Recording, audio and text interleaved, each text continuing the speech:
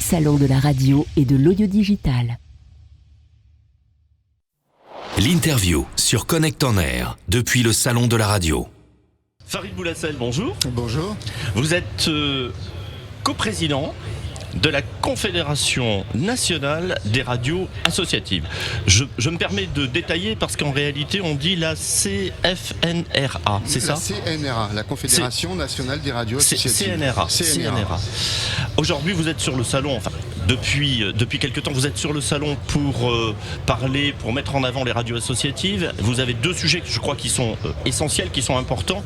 Le premier des deux sujets, c'est la réforme de l'audiovisuel. Tout à fait.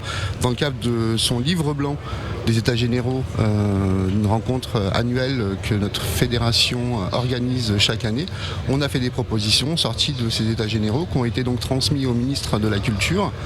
Et nous avons aussi rencontré des députés de la commission culture à l'Assemblée nationale pour argumenter et présenter justement ce livre blanc et les modifications qu'on souhaite voir apportées à cette loi. Vous pouvez faire un point sur les propositions qui ont été transmises au ministre ? Les propositions, il y en a plusieurs. Il y a tout d'abord bien évidemment la prise en compte en fait des nouveaux opérateurs, parce qu'aujourd'hui on se rend bien compte et on le voit d'une année sur l'autre que le budget global en fait des radios associatives, donc le budget alloué par le ministère de la Culture pour le fonds de soutien à l'expression radiophonique, malheureusement n'augmente pas et on ne prend pas en compte les nouveaux opérateurs. Notre inquiétude elle est multiple, c'est-à-dire en fait aujourd'hui on va arriver des radios associatives, des nouveaux projets en DAB+.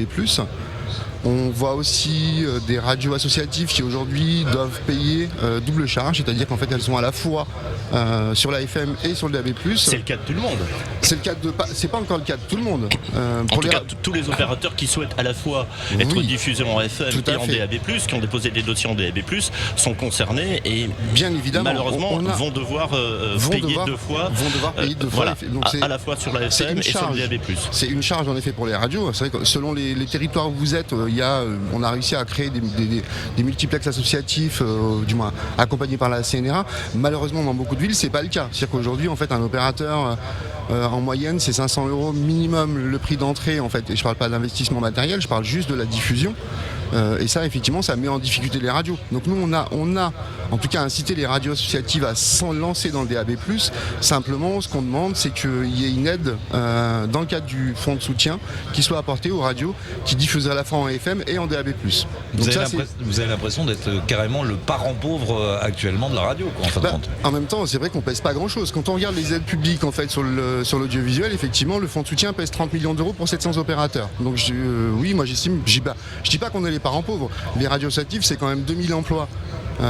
Puis c'est un peu le vivier de toute manière. Et on est aussi en fait, mais c'est vrai que nos radios forment beaucoup de jeunes. On est aussi un peu des laboratoires, des opérateurs en fait qui forment des jeunes qui ensuite grandissent et évoluent et ensuite vont travailler dans des réseaux. Voilà. Les radios associatives permettent également de créer de la proximité, du lien social. C'est important dans la société d'aujourd'hui. Et en fait, quelles sont les aides qui vous sont aujourd'hui proposées, allouées par l'État ?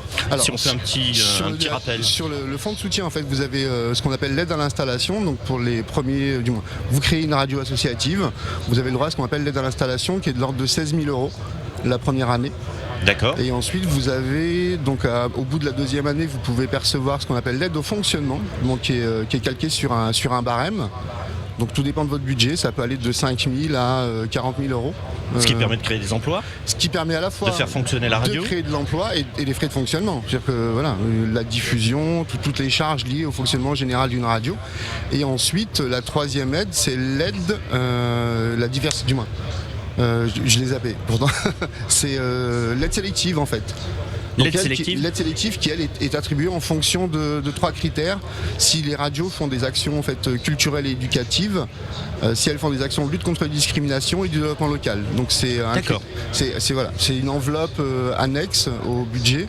Donc les radios doivent, quand elles déposent leur demande de financement, Il y a le fonctionnement et l'aide sélective. L'aide sélective, elle est rattachée en fait à des actions concrètes, comme je vous le disais juste avant. Des devoirs que vous avez finalement sur lesquels vous vous engagez. Il n'y a pas d'obligation, mais c'est vrai que comme beaucoup de radios font quand même beaucoup d'éducation aux médias, de la lutte contre les discriminations, de l'emploi, donc certaines radios qui peuvent justifier en tout cas de ces actions-là peuvent en effet bénéficier de cette aide supplémentaire.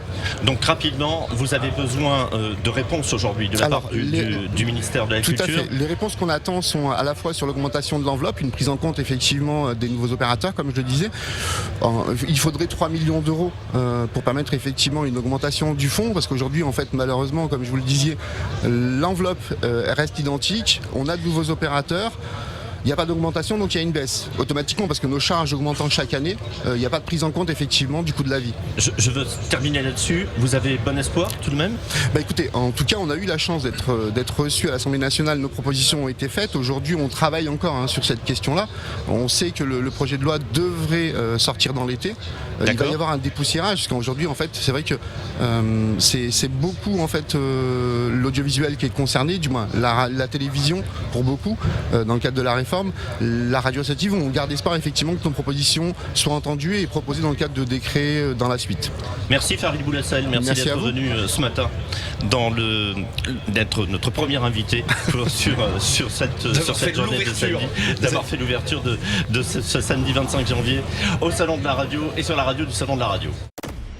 Le Salon de la Radio et de l'audio digital.